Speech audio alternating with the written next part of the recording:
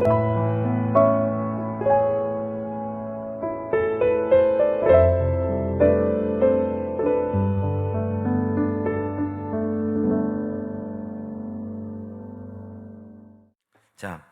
오늘 방금 갈라디아서 2장을 읽었죠.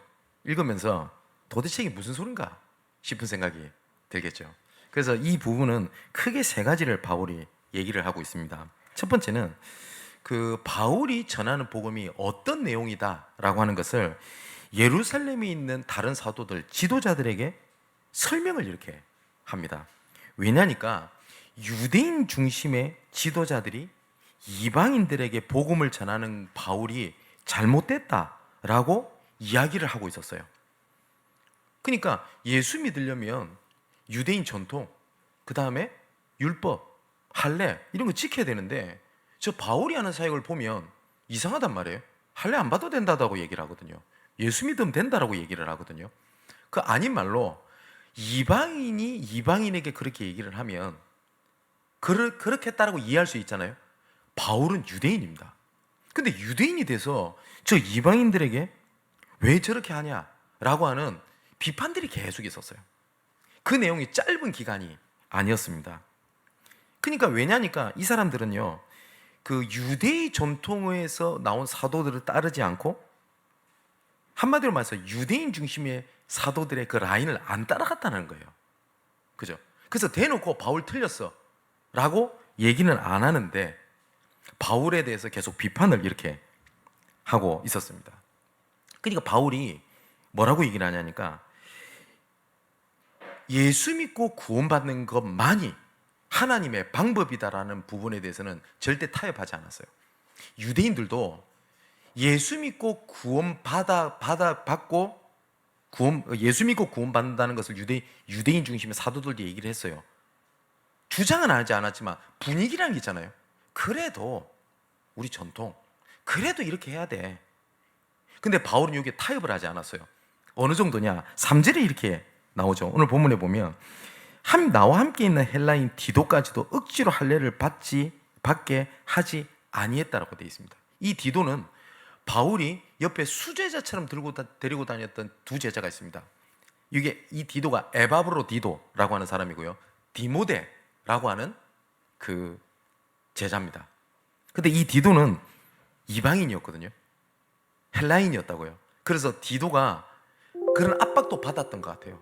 야, 너 복음 전하려면 너 할례 받아야 되는 거 아니야? 네 주변에 봐봐, 나 할례 했잖아.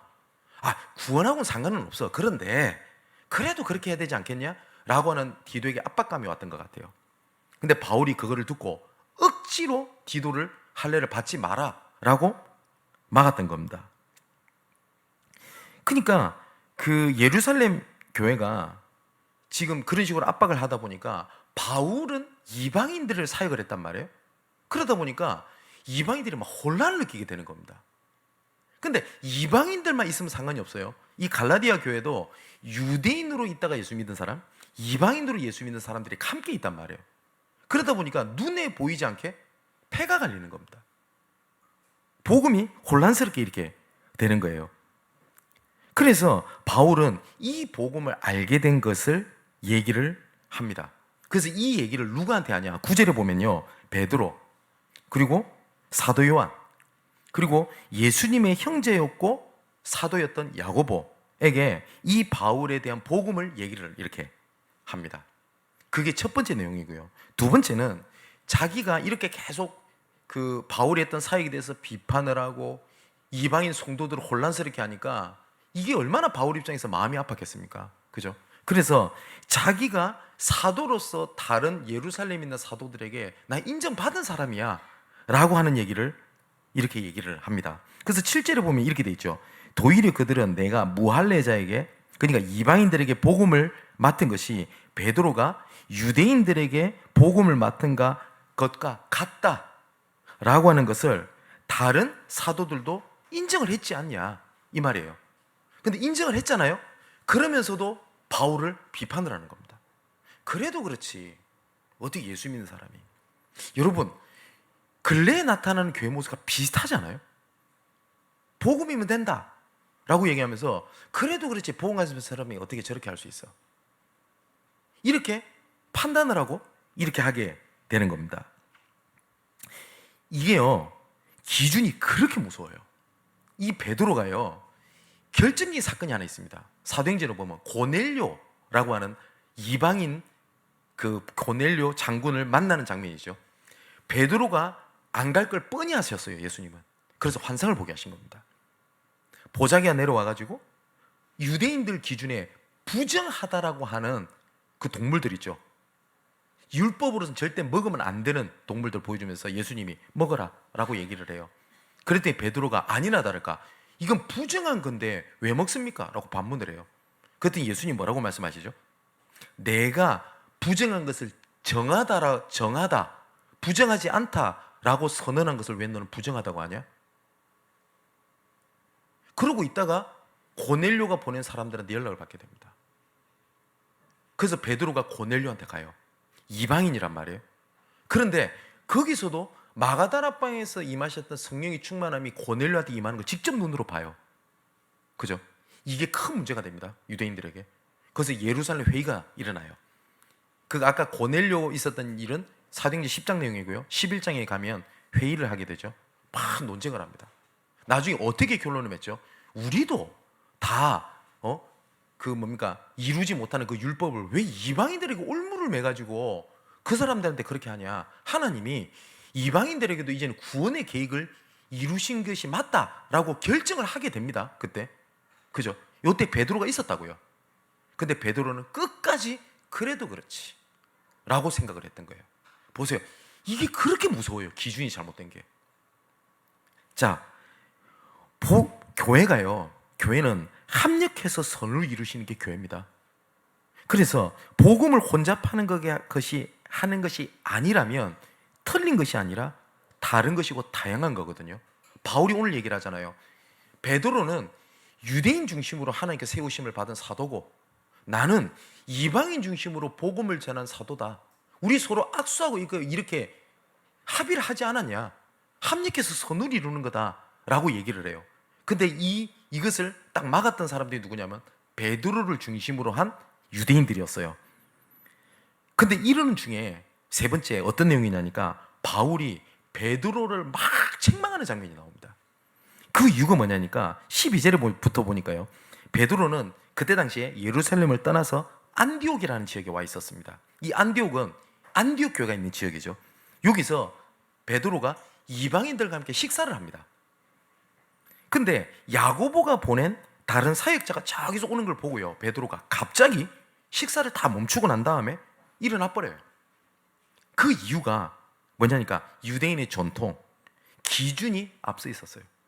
혹시 내가 이방인들과 식사하는 것이 베드로도 분명히 죄가 아니라는 걸 분명히 알아요.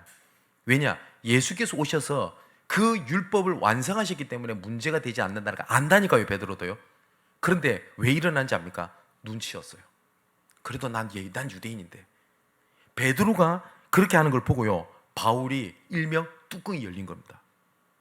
네 왜 그렇게 하냐라는 거예요. 그죠? 그리고 이 분위기가 나중에 어떻게 되냐? 베드로가 했던 일이 베드로 중심의 유대인 사도들도 다 그렇게 행해서 이방인들이 상처를 받은 거예요.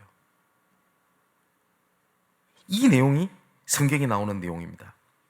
자, 이게 그 사도행전 2장에 나온 내용이거든요. 자, 지난주에 우리가 하나님의 기준 말씀을 드렸죠. 우리 교회가 어떻게 움직여야 되겠냐 할 때 민주주의로 움직여야 됩니까?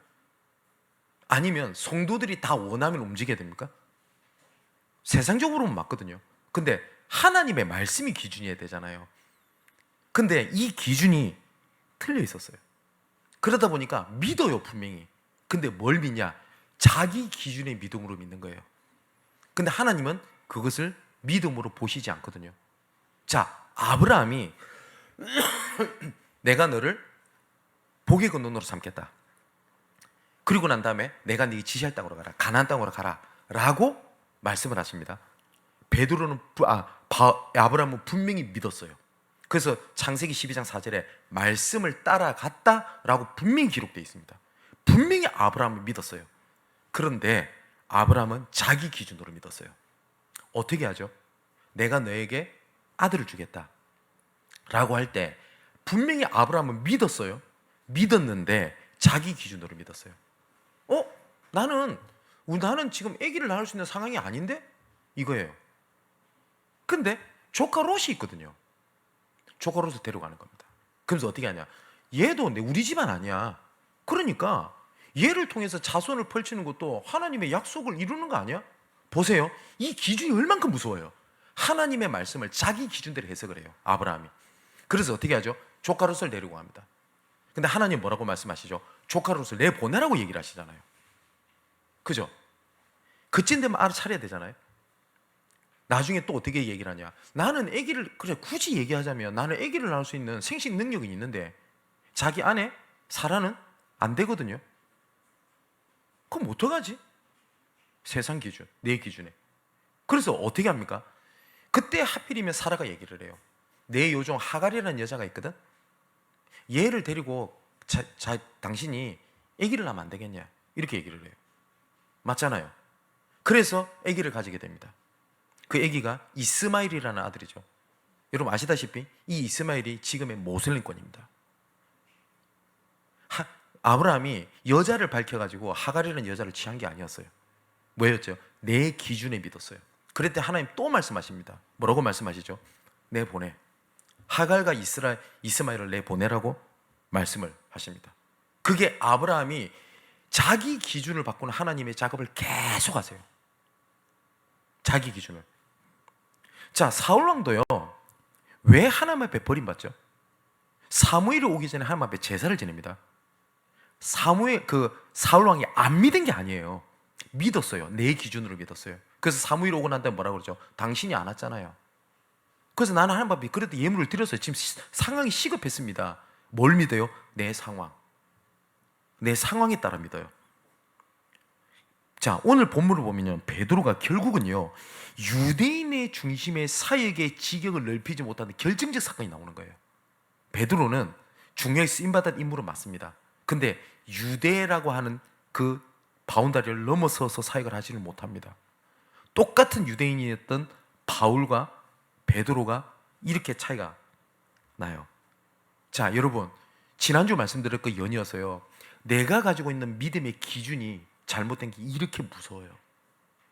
그리고 그 기준이 하나님을 제한시켜요. 하나님은 내 기준에 이렇게 응답을 하셔야 돼.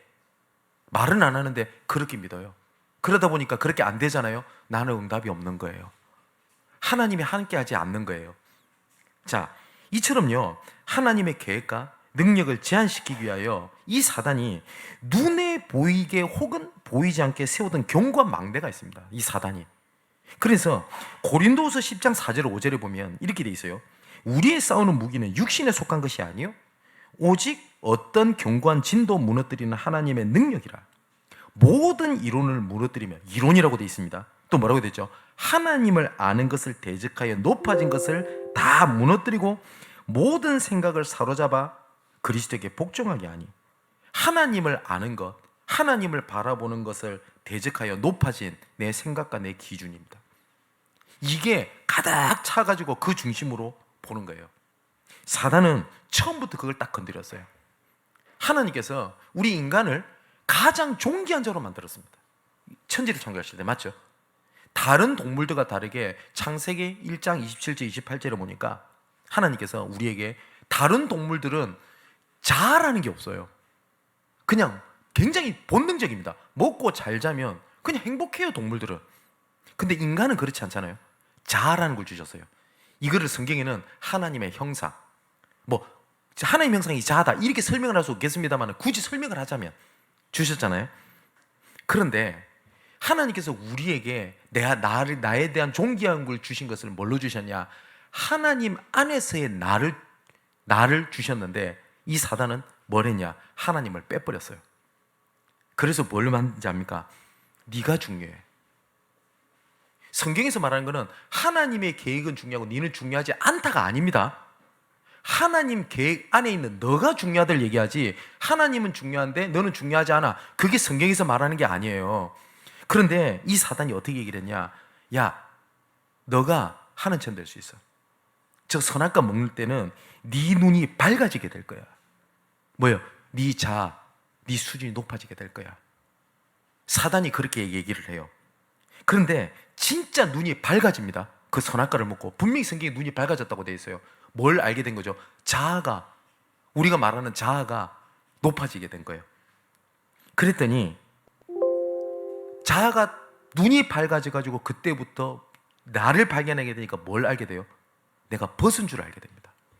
뭐요? 여러분, 네가 중요해, 네가 중요해, 세상에서 너가 하는 게 제일 중요해라는 걸 계속 강조하다 보면 딱 어디 부딪혀요? 한계라는 게 딱 부딪혀요. 그잖아요. 그래서 한계라는 게 딱 부딪히고 난 다음에 이 아담과 하와가 뭘 하죠? 무화과 나뭇잎을 엮어가지고 치마를 만들어 입습니다. 보세요. 내를 계속 강조해가지고 안 되잖아요. 그러면 뭘 하게 되죠? 방법을 찾아요. 지금도 똑같아요. 지금 내 상황, 내 환경, 이게 더 중요한 거예요. 내가 지금 당장 예배를 드리는 것보다, 내가 진짜 하나님 앞에 서는 것보다 눈앞에 있는 문제가 더 시급하게 보여요. 그래서 그거를 하려고 몸부림을 칩니다. 안 되잖아요? 그럼 어떻게 한답니까? 방법을 찾아요. 요거 하면 될까? 저거 하면 될까? 이 사람을 의지하면 됩니까? 저 사람을 의지하면 될까? 그리고 나중에 이 방법으로도 안 되거든요.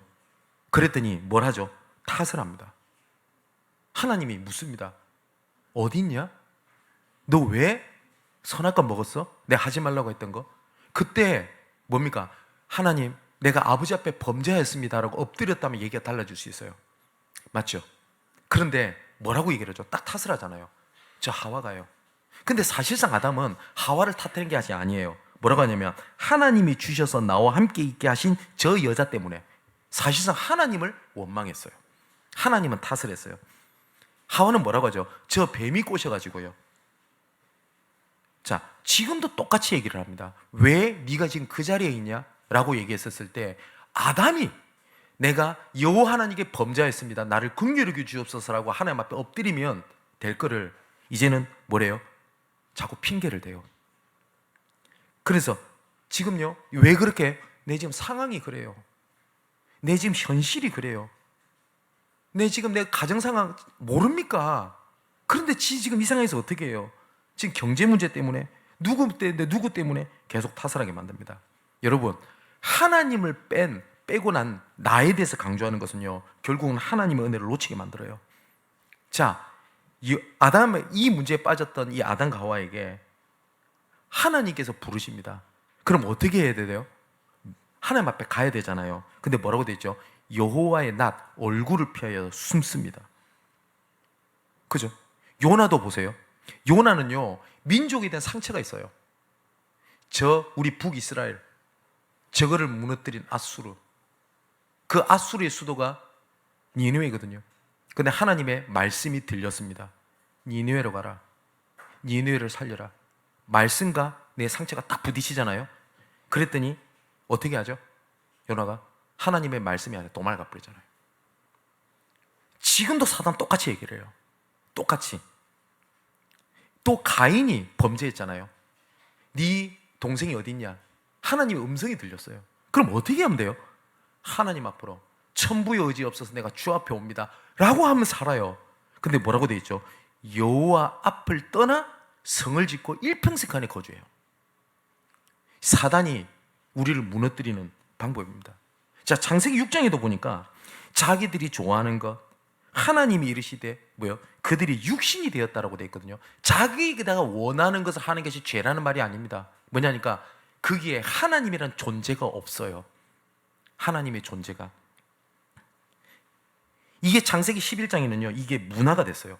그러면서 창세기 11장 이렇게 나오죠. 우리가 말하되 경고히 굽자. 하나님을 떠나서 나 중심, 그 다음에 하고 싶은 그 중심, 이거를 견고하게 만들어요. 우리가. 그게 뭐죠? 우리 이름을 내고 흩어짐을 면하자. 그게 뭐예요? 문화입니다. 지금요, 자아팽창 시대가 완전히 됐어요. 그래가지고 뭐라니까 내 감정, 내 현실, 내 상황, 이것이 더 중요한 시대로 만들어놨어요. 그래서 뭘 자꾸 가르치는지 압니까? 자아성찰, 자아정체가 이것이 무엇보다도 중요하다고 계속 가르칩니다. 제일 중요한 건 너야, 너야, 너야. 거기 하나님이 없어요. 근데 하나님은 그 죄악으로 보셨거든요. 근데 정말 신기한 게 뭔지 압니까? 이것을 죄악으로 보질 않아요. 그잖아요. 믿는 사람들조차도요, 좀 거짓말했다, 도적질했다 이러면 엄청난 벌을 받을 것처럼 죄라고 생각을 하는데, 하나님이 없이 다른 거 앞에 선 거는 하나님 앞에 죄악이라고 생각하지 않아요. 진짜 회개하려면 내가 하나님 앞에 서지 않았습니다라고 회개해야 되는데, 좀 거짓말했고, 그게 잘못이 아니라는 뜻이 아닙니다. 그것은 그렇게 범죄다 비판하고 스스로 막 죄책감에 빠지는데, 하나님 앞에 서지 않는 것은 내가 죄라고 생각하지를 않아요. 여러분, 제가 한번, 저는 전문가가 아니기 때문에 좀 자료를 찾아봤는데, 자아에 대해서 계속 자아 정체감 그리고 자아 성찰, 학자들도 이걸 되게 강조하며 위험하다라고 얘기를 하대요. 그게 강조가 되면 따라오는 게 자아 분열이래요. 뭐냐면 놓쳐버린대요. 내가 할 수 있는 것과 못하는 것이 왔다 갔다 하다가 나중에는 분열이 돼버린대요. 내가 뭘 해야 될지를 모른대요. 그렇게 해서 우리 인간이 노예 포로 속국에 빠지는 겁니다. 지금도 사단은요, 그걸 딱 망대를 세워놨어요. 하나님이 없어요. 그죠? 우리 사랑으로 랩런트 여러분, 내가 어떤 중요한 일을 결정을 할 때, 내가 직장을 구할 때, 혹은 진학을 할 때, 여기에 하나님이 있습니까? 아니면 내가 잘하고, 지금 돈이 잘 벌리고, 유능한 학과고, 남이 어떻게 보이는 거에 따라서 선택을 해요? 여러분 어떠십니까? 근데 하나님은 그걸 죄라고 보신다니까요. 근데 우린 그건 죄라고 생각 안 하죠. 그죠? 저는 이 죄지었다라고 제가 정죄하려고 하는 드리는 얘기가 아닙니다. 자, 나중에 이게 안 되잖아요. 그래서 의존하게 만들어요. 그게 사도행 13장의 무속, 16장의 점술, 우상. 왠지 압니까? 안 되거든요. 의존을 해요. 그래서 히브리서 2장 15절을 보니까 죽기가 두려워 무서함으로 한평생 매여 종노릇하는 모든 자들을 놓아주기 위하여 그리스도께서 오셨다고 하는데, 죽기가 두려워서 그게 딱 종이 돼 있는 거예요. 여러분, 문제 생길 수 있어요. 근데 이거 당장 내가 안 붙잡고 있으면 내가 망할 것 같은 거예요. 문제의 종. 그죠? 갈등이 있어요. 내 이것 때문에 인생이 끝난 것처럼 보여요. 갈등의 종. 사건이 생겼어요. 이것 때문에 내가 끝난 것처럼 보여요. 사건의 종. 그래서 그거를 바라보고 의지를 해요. 이것을 전부 다 멍에를 짊어지고 살아가는 겁니다. 그걸 보고 영적 문제라고 하죠. 그래서 예수님께서 뭐라고 말씀하셨냐? 수고하고 무거운 짐진 자들아, 다 내게로 오라. 내가 너희를 쉬게 하겠다. 그 멍에를 벗어버려라 라고 얘기를 하거든요. 그런데 이 잘못된 기준이요, 유대인뿐만 아니라 이방인들에게도 자유케 하시는 하나님의 은혜를 저버리고요, 다시 자유를 제한하는 멍에를 계속 짊어지게 한 겁니다. 그래서 4절에 이는 가만히 들어온 거짓 형제들 때문이라. 이들이 가만히 들어온 것은 그리스도 예수 안에서 우리가 가진 자유를 엿보고 우리를 종으로 삼고자 합니다. 다시 종으로 삼아버리는 거예요. 그죠? 이게 사탄의 망대입니다. 진리를 알지니 진리가 너희를 자유케 하리라. 이건 방종을 하라는 게 아니죠. 그죠? 그런데 나는, 혹시 이런 분 계십니까? 나는 믿는데 왜 나는 힘듭니까? 왜 나는 믿는데 잘 안 됩니까? 나는 믿는데 왜 응답이 없습니까? 그것 때문에 좌절하고 낙심하고 힘들고 하는 분 있잖아요. 그러면 진짜 오늘 말씀드렸던 사탄이 세우던 견고한 그 진, 그게 무엇으로 내 기준으로 삼고 있는지를 진짜 찾아내는 것이 영적 싸움의 시작입니다. 그런데 갈라디아서 5장 1절에 보면 이렇게 돼 있어요.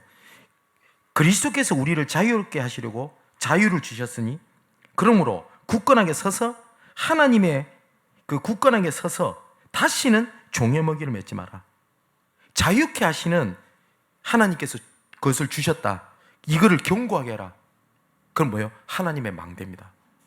거기에서 다시는 종의 멍에를 매지 마라 라고 말씀을 하셨어요. 그죠? 예전에 예수 믿기 전에 사로잡혔던 그 문제 있죠. 그 비슷한 문제나 그 비슷한 환경이 오면 그걸 다시 딱 멍에를 짊어지고 두려움 속에 딱 빠져요.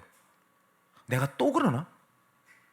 근데 하나님께서는 자유케 하셨다고 말씀하셨어요. 선언을 하셨어요. 그죠? 그래서 모든 기준을, 구원의 기준을요, 나한테 두면 나는 계속 흔들려야 돼요. 우리는 완전하지 않기 때문에. 그죠?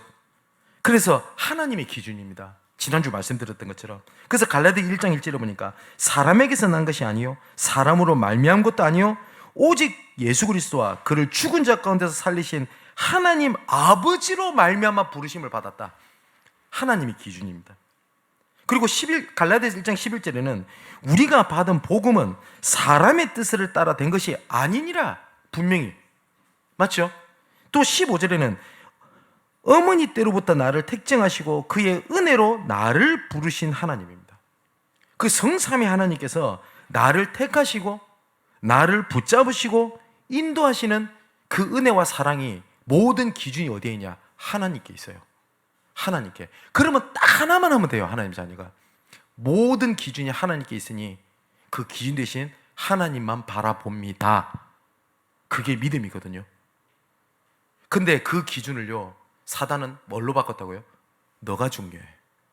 네가 하는 참 될 수 있어요. 네 눈이 밝아지면 돼. 이렇게 만들어놨어요. 그래서 세상 힘으로 우리 힘으로 안 된단 말이에요. 그래서 하나님께 약속하신 것이 뭐냐? 보좌의 능력을 약속하신 겁니다. 그리고 나는 어쩌다가 지나온 과거고 나는 지금 그냥 지나오는 오늘 같고 막연한 미래처럼 보이는데 과거, 현재, 미래가 전부 다 하나님의 손에 있습니다. 그죠? 그걸 보고 하나님의 기준이라고 그래요.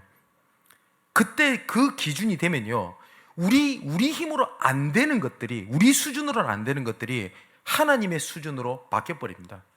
자, 갈라디아서 2장 16절 오늘 본문이죠. 사람이 의롭게 되는 것은 율법의 행위로 말미암이 아니요 오직 예수 그리스도를 믿음으로 말미암는 줄 알므로 우리도 예수 그리스도를 믿나니 이는 우리가 율법의 행위로서가 아니고 그리스도를 믿음으로 의롭다함을 얻으려 하며 함이니라. 자, 안 되는 걸 하나님의 기준을 만들어 버리니까 방향을 잡았더니 하나님께서 일을 진행하시는 거예요. 여러분, 십자가의 도가 멸망받을 자들에게는 미련해 보이고 가치 없어 보이죠. 근데 믿는 우리에게는 하나님의 능력이 됩니다. 진짜 아멘입니다. 우리 사랑하는 성도 여러분, 정말 간절하게 애통한 마음으로 말씀드릴게요. 주 앞에 서는 것보다 내 현실을 바라보는 게 죄라고요. 그게 하나님 보실 때 불신앙이라고요. 근데 어떻게 타협하는지 압니까? 그럴 수 있어 라고 얘기를 하잖아요.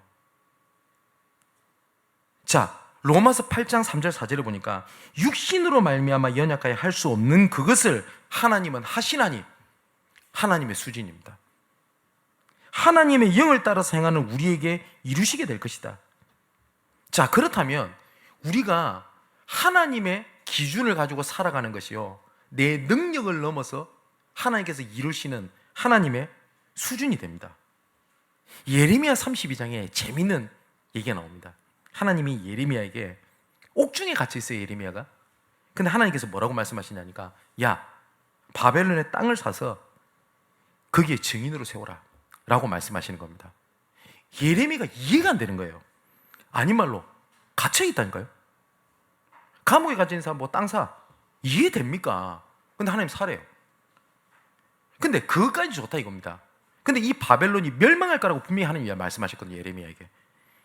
곧 멸망할 그 바벨론에게 거기다 땅을 사? 이해돼요? 안 되죠. 여러분, 이럴 때 있지 않습니까? 내 현실과 상황과 하나님의 말씀이 부딪혀요. 예레미야가 똑같아요. 그잖아요. 말씀은 이건데 내 지금 현실 상황은 이런데, 지금 사회적 분위기가 그렇지 않은데. 그때 예레미야가 여기에 대해서 의구심을 품습니다. 그때 여호와께서 말씀이 예레미야에게 임하여 이르시되, 뭐라고 말씀하시냐? 나는 여호와여 모든 육체의 하나님이라. 내가 할 수 없는 일이 있겠냐? 라고 말씀하세요. 네가 할 수 있다 없다, 된다 안 된다고 말하지 말고 내가 그걸 할 수 있는 하나님이니까 나를 봐 라고 말씀을 하세요. 그게 하나님의 수준이 돼요. 여러분, 세계복음 하자. 가능합니까? 우리 수준 가지고. 가능해요? 지금 당장 옆에 있는 뭡니까? 이런 뭐 돈 있고 좀 가게 하는 사람보다 경제 안 되지만 다 안 되는데. 그런데 하나님은 말씀을 하셨어요. 그러면 하나님께서 하나님의 수준으로 이끌어 가십니다. 자, 갈라디아서 3장 5절에 보니까 너희에게 성령을 주시고 너희 가운데서 능력을 행하시는 이의 일이 믿음으로 나온다고 되어 있습니다. 그게 뭐예요? 하나님의 능력이 됩니다. 여러분, 제일 중요한 거 내 기준 내려놓는 거 그게요. 영적인 싸움이에요. 여러분, 아닌 말로요. 조금 약간 웃긴 말로 해볼까요? 엄한 사단 때려 부시려고 내 기준 안 바꾸고 사단 갖고 뭐 탓하지 말고요. 사단이 세우는 그거 있죠. 그거를 무너뜨리는 게 영적 싸움이 시작입니다. 사단은 뭘 가지고 들어오는지 아세요? 에베소 4장 27절에 틈을 타고 딱 들어온다고 돼 있어요. 어딜 틈을 타고 들어옵니까? 자기가 세워놓은 망대, 그걸 딱 타고 들어와요. 그죠? 그러면 타고 들어오는 거 아무리 막아봤자 세워져 있기 때문에 또 들어옵니다. 그죠? 그럼 일평생 그거 막는다, 뚫렸다, 막는다, 뚫렸다, 인생을 다 보내야 돼요. 답은 간단합니다. 뭐죠? 하나님을 대적하여 높아진 그거 무너뜨리는 하나님의 능력이 됨이니라. 맞죠? 자, 이것을 막는 진짜 공중근세 잡은 자를 이기는 하나님의 능력입니다. 이걸 넘어가지고요, 이제는 내가 아니라 뭐요? 이방인들, 바울이 봤던 이방인들, 그 다음에 진짜 어린아이, 후대들, 그리고 정말 그 상처받은 사람 치유해야 될 거 아닙니까? 이걸 세 가지 뜰이라고 얘기를 하거든요. 진짜 살리고 도와줘야 돼요. 오늘 우리 교회에 3명의 어린 랩런트들이 왔습니다. 우리 교회 애들이 왔구나가 아닙니다. 하나님의 계획을 보면 거기에 만일에 진짜 보십시오. 후대를 살릴 정확한 하나님의 계획이 보여요. 근데 내 수준이 안 돼요. 그럼 하나님께서 어떻게 하시는지 압니까? 우리 수준을 넘가는 하나님 응답을 주십니다. 그게 하나님의 능력이 됩니다. 저는 선교를 두고 항상 기도하는 기도 제목이 몇 가지가 있습니다. 그 중에 하나가 저 혼자 혹은 우리 가정이, 그리고 우리 중직자들 가정이 한 나라, 한 선교사를 가슴에 품고 살리는, 저는 그 꿈, 비전을 품고 있습니다. 이거는 막연한 것이 아니라 진짜 저는 마음 담고 기도하고 있습니다. 우리 후대가 사실상 선교의 가슴을 품지 못하고 살아가는 것이 저는 재앙이라고 보거든요. 유대인이 저렇게 재앙으로 무너졌던 게 오늘 본문에 나오죠. 뭐예요? 유대인, 이방인 선교가 없었어요. 이게 후대들한테 그대로 넘어갑니다. 그러다 보니까 선교라는 개념 자체가 없어요. 철저하게 유대인이 망했던 이유, 선교입니다. 그렇다면 우리 자녀들이 그냥 좀 선교금 낸다, 그게 아니고 선교를 가슴에 품지 못하는 것만큼 재앙이 어디 있습니까? 이번에 우리 랩런트들도 이번에 선교 캠프에 참여를 하자고 독려를 합니다. 아닌 말로요, 그 가난한 나라 가서 뭐 볼 거 있어요? 있나요? 한국이 더 나은데? 솔직히 그 말이 맞아요. 힘들지, 더럽지, 뭐 여러 가지 시끄럽지, 맞아요. 예, 그런 기준을 본다면. 그런데 저는 우리 참여하는 우리 랩런트 한 명이라도 선교를 가슴에 품을 수 있다면 저는 하나님 주신 최고 응답이라고 생각합니다. 정말 전 세계에 후대들이 일어나고 있는 것을 보고, 내가 진짜 하나님께서 세계 살릴 랩런트로 부른 거구나, 그거를 본다? 저는 그것만큼 은혜와 축복이 없다고 생각합니다. 저는 세계를 가슴에 품을 수 있게 한다? 저는 그것만큼 응답이 없다고 그것보다 큰 응답은 없다고 생각을 해요. 또 저는 또 기도하고 있는 게 있습니다. 제가 선교지를 방문할 때가 많습니다. 그때마다 하나님 앞에 간절히 기도하는 게 있어요. 뭐냐니까, 제가 가는 발걸음이 헛되진 않겠죠. 그런데 현장에 가보면요, 조금만 도와주면 복음 가진 엘리트들이 있어요. 이런 친구들을 불러내서 훈련을 시켜 그 나라로 보내서 새로운 전도 운동을 할 수 있는 그 비전 그림을 그리고 있거든요. 그러려면 준비할 게 많을 겁니다. 그래서 우리 초창기부터, 우리 교회 처음에 세워질 때부터 했던 얘기 있잖아요. 미션홈 세우자고. 왜냐니까 해외에 있는 그런 친구들이 왔을 때 복음과 전도와 기도를 옆에서 가장 잘 보고 배울 수 있는 게 뭘까요? 제가 완전한 사람은 아닙니다. 그러면 진성희 목사가 어떻게 복음을 전하고 어떻게 기도를 하고 어떻게 전도를 두고 기도하고 움직이고 인도받고 있는지를 가장 잘 보여줄 수 있는 게 뭡니까? 저랑 같이 있으면 돼요. 예수님께서 제자들을 훈련시켰던 가장 중요한 원리가 동거의 원리입니다. 함께 있게 하며. 그잖아요. 그러려면 해야 될 것들이 많거든요. 저 지금 그거 머릿속에 그리고 있습니다. 이번에 앞두고 진짜 제가 하나님 앞에 기도하는 게 이 두 가지입니다. 하나님, 진짜 선교지를 가슴에 품는 중직자 후대들이 일어나게 없어서. 우리 애들이 관광을 가려면 안 가는 게 나아요, 진짜. 그잖아요. 근데 한 명이라도 세계를 가슴에 품을 수 있다면. 두 번째, 하나님 오늘 가는 발걸음이 진짜 도와야 될 그 한 사람을 제자를 만나게 없어서. 그 기도입니다. 우리가 아시다시피 조금 그 선교사님들을 도왔더니 그 국가에서 하나님께서 이루시는 하나님의 기준, 하나님의 수준, 하나님의 능력을 우리가 보고 듣잖아요. 이제 결론을 맺겠습니다.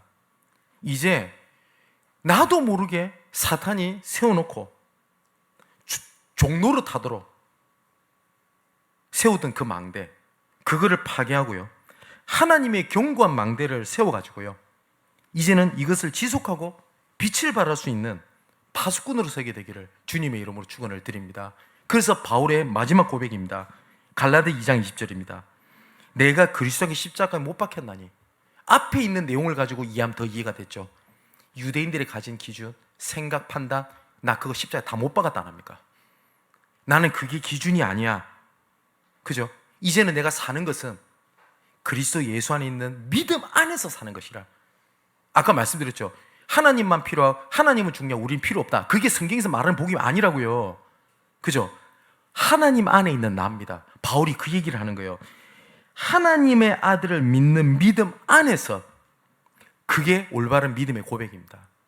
사랑하는 성도 여러분, 이번 한 주 동안 내 틀린 기준, 잘못된 기준을 십자가 함께 못 박는 믿음의 올바른 고백을 하시기를 주님의 이름으로 축원을 드립니다. 중요한 게 생각이거든요. 아까 말씀드렸듯이 모든 생각을 사로잡아 그리스도 예수께 복종케 한다라고 되어 있지 않습니까? 여러분, 제가 한번 우연찮게 어떤 연구 자료를 봤는데 이 뇌가요, 이 생각이 이 뇌가 현실과 생각을 구분을 못한다네요. 이 뇌가. 그러면서 그 연구 자료를 쭉 얘기를 하는데, 손 위에 얼음이 있어. 생각만 계속 하잖아요. 그러면 이 뇌가 거기 반응을 해가지고 온도를 낮춰요. 이 뇌는 생각과 현실을 구분을 못한답니다. 이거 되게 의미 있는 얘기잖아요. 근데 이 사단은 뭘 타고 들어와요? 생각. 그것도 어떻게 합니까? 문제 안 생겼어요. 근데 어떻게 합니까? 문제 생길 거야. 예전에도 그랬어. 무서운 거 아닙니까? 그래서 빌립보서 4장 6절 7절에 네 마음과 생각을 지키시리라 라고 말씀하셨거든요. 하나님의 망대를 세우는 가장 근본적 시작이 뭐냐? 생각입니다. 두 번째는 믿음의 방향이에요. 바울은 갈라디아서 2장 20절에 이렇게 되어 있죠. 이제 내가 육체 가운데 사는 것은 나를 위해서 사는 것이 아닙니다. 그때부터 나를 사랑하사 나를 위하여 자기 자신을 버리신 하나님의 아들을 믿는 믿음 안에서 사는 것이다. 그 안에 있는 것이 자유다, 이렇게 말씀해요. 여러분, 물고기가 물 안에 들어가 있잖아요. 그게 얽매임입니까? 자유함입니까? 물고기가? 자유함입니다. 그죠? 근데 옆에서 이상한 놈이 계속 얘기해요. 왜 네 물 안에만 있냐? 네 수준을 높여라. 네 자아를 높여라.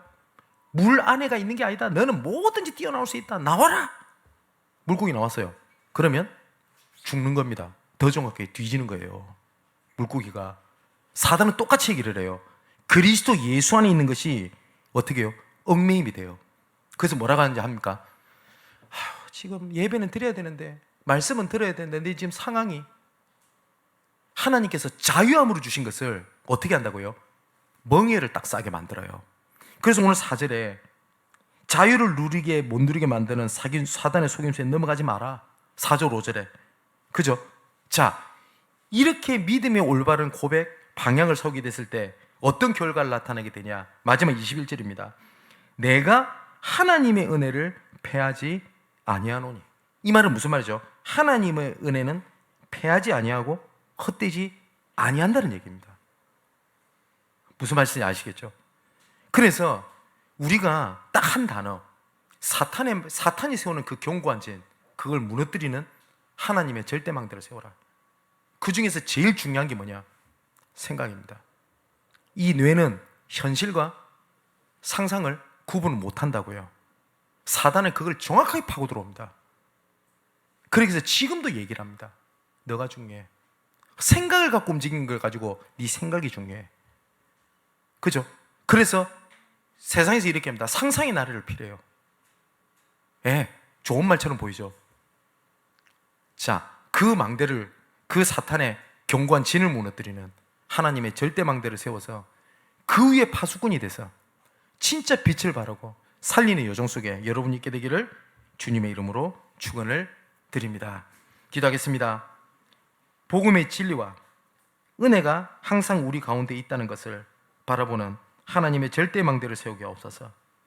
하나님을 아는 것과 함께하는 것을 대적하여 높아지도록 사탄이 세우던 견고한 진이 무너지는 하나님의 기준, 하나님의 수준, 하나님의 능력으로 역사하시는 보좌의 능력이 이 시간 함께 기도하는 모든 각 사람에게 충만하게 하여 주옵소서. 하나님의 절대 망대를 굳건하게 세워 다시는 종의 멍에를 매지 않는 은혜 위에 은혜로 충만하게 하게 하옵소서. 하나님의 절대 망대를 위해 파수꾼이 되어 빛을 발하여 나, 교회, 현장의 모든 것을 살리는 한 주간으로 세밀하게 인도하여 주옵소서. 이 모든 말씀을 하나님의 절대 망대의 주인공이 되시는 예수 그리스도의 이름으로 기도하옵나이다. 아멘.